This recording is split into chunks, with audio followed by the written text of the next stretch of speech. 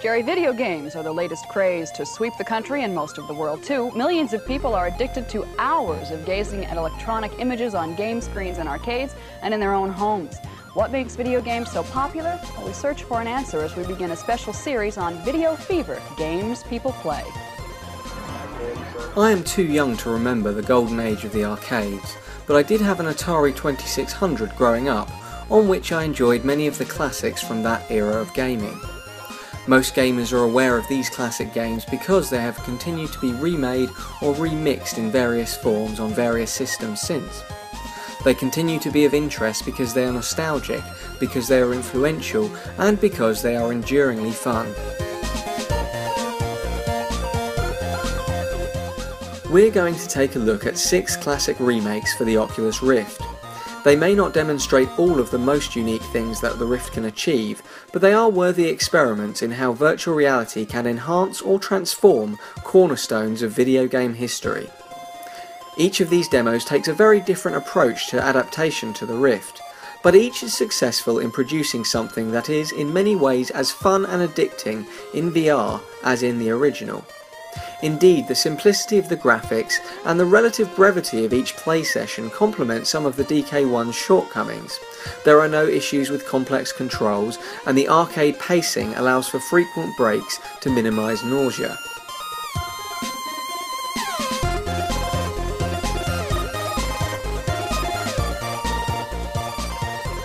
Pong is not actually the first ever computer game, but it is the one widely credited with popularising the medium. Bouncer VR borrows from various prior 3D reimaginings of Pong, like the flash game Curveball, which obviously all owe their own existence to the 1972 classic. Bouncer VR has been designed to use the Rift as the exclusive input device. Menus are all handled by looking at the desired option and holding that position for 3 seconds. This works well given that there aren't actually a lot of options. You control your panel using your head in 2 dimensions to bounce the ball back to your opponent at the other side of the rectangular prism court. This feels nice and responsive, and it is easy to make quite rapid movements without much discomfort.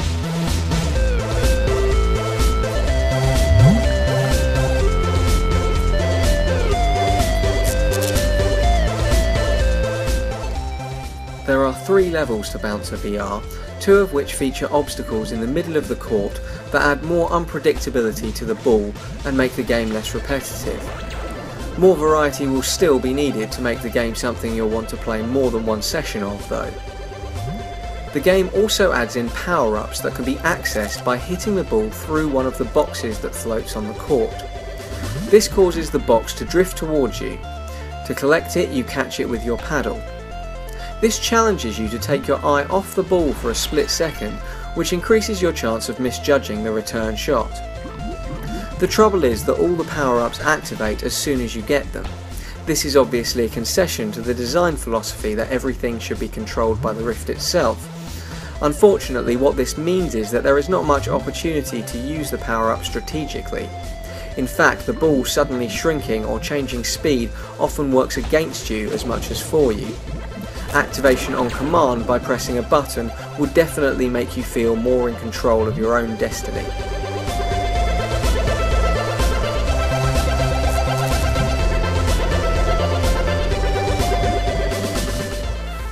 Pac-Man was one of gaming's first real mascots, and the Pac-Man arcade machine is one of the highest grossing video games of all time. Unfortunately for a game with such a recognisable protagonist, Pac-Man VR doesn't make any attempt to make you feel like the yellow guy. You don't have a body, nor is there any kind of chomping action as you gobble up pellets. The ghosts, Inky, Blinky, Pinky and Clyde, are now robots, but they have coloured auras and the same unique deterministic behaviours as used by the groundbreaking AI of the original game.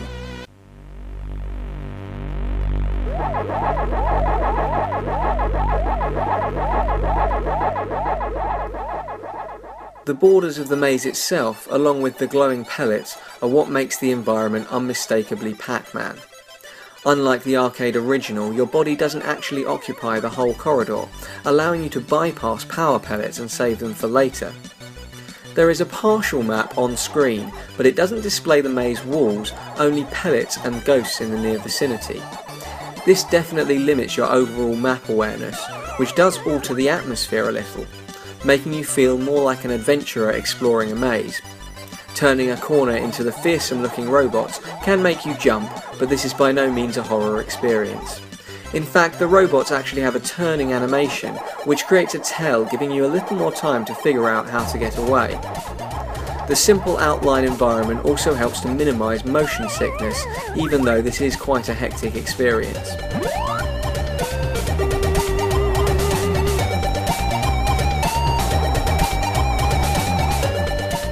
Frogger was probably one of my personal favourite games on the Atari 2600. The idea to use a frog as the protagonist was ingenious. The unanimated staccato movement, which was a hardware necessity, became evocative little frog hops, thanks to this cunning trick of representation.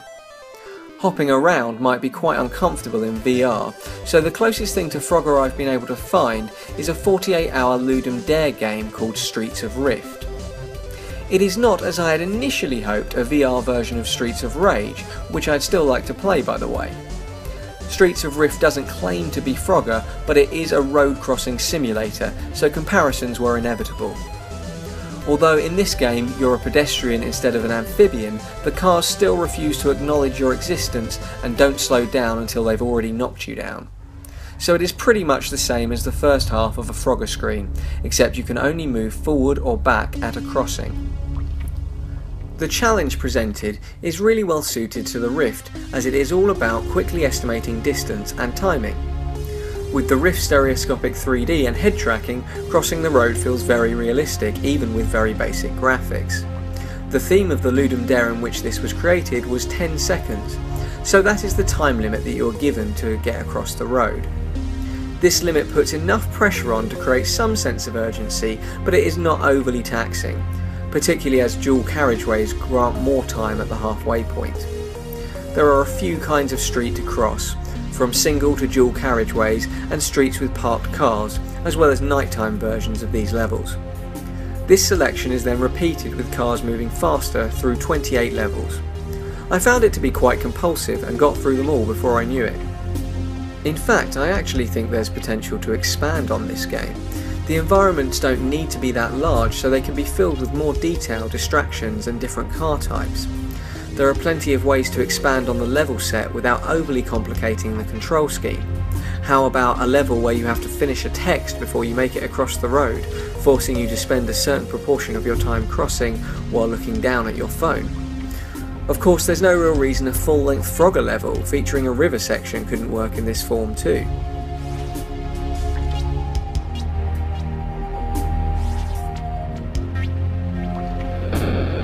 Rift Command is a very straightforward port of the 1978 game Missile Command, in which you desperately try to save 6 cities from atomic destruction by shooting down an endless rain of enemy missiles. Instead of a trackball, you control your crosshair by looking. This has the effect of making you feel very powerful when things are going right, but does nothing to alleviate the sense of being overwhelmed when things go wrong. Other than that change, Rift Command is a very faithful port. It is graphically quite similar, and the game still takes place on a single flat plane. It may not be overly ambitious, but it plays well, though I couldn't help but wonder about a more modernised remake with a 3D map. In 3D, the head-tracked crosshair might not feel quite as slick as it does in this 2D version, but imagine standing in a situation room over a virtual tabletop representing the map you must protect.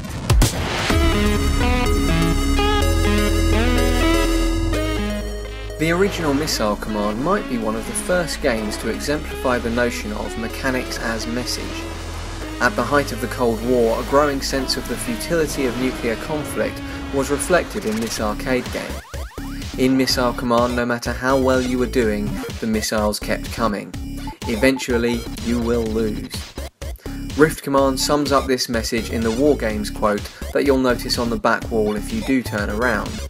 The only winning move is not to play.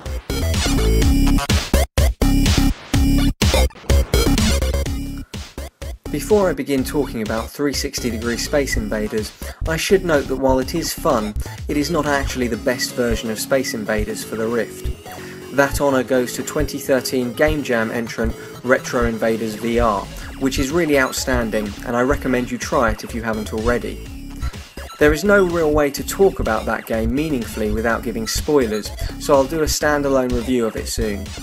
In the meantime, I will talk about 360-degree Space Invaders by the creator of Sightline, which, as I said, does have charms of its own.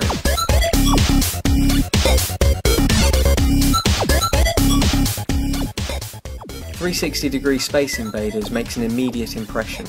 Cylindrical rows of aliens descend towards you, towering upwards as far as the eye can see. This remake boldly repaints the original on the canvas of the full 360-degree viewpoint and stereoscopic 3D of the Rift. This certainly helps it trump the original in creating a sense of being outnumbered. Unfortunately, it's not that easy to see what rows you're shooting at. A checkered pattern on the floor might have made these depth judgments easier. Without a swivel chair, you're also likely to get a sore neck from looking behind you. It almost feels like it goes on a bit too long, it has to be said. However, it is redeemed by the delightful touch that as the aliens explode, their bits drop down and accumulate on the floor at your feet.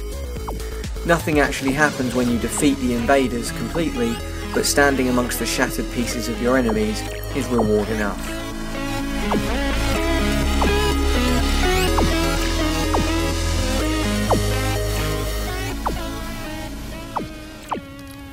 Adventure VR is a full remake of the Level 1 quest from the Atari 2600 game Adventure.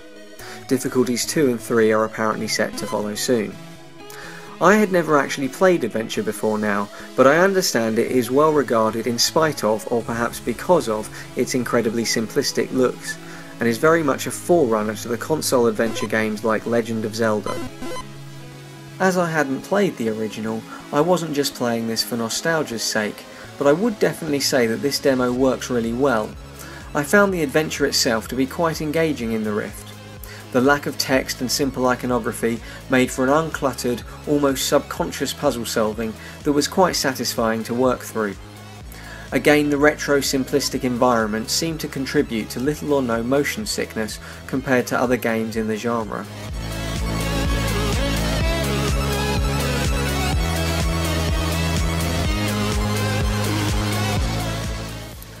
Many people find the dragons that look more like giant ducks laughable in the original game, and while they are not exactly terrifying in VR, they do tower over you, making them seem a little bit more of a credible threat.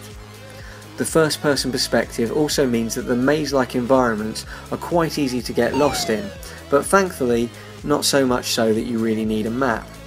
Having played through the first difficulty level of Adventure VR, I'm keen to try out the harder modes when ready.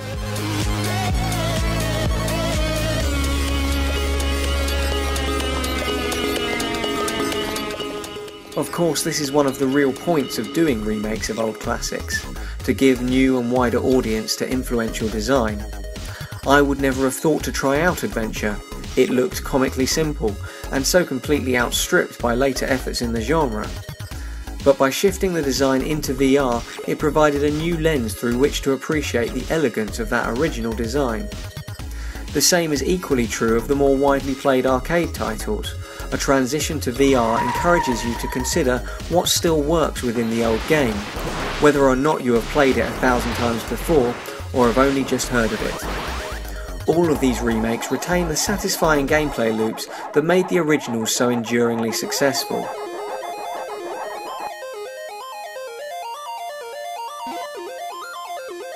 They may not be the first thing on the Rift that you'll want to show off to newcomers, but to be honest, you could also do a lot worse.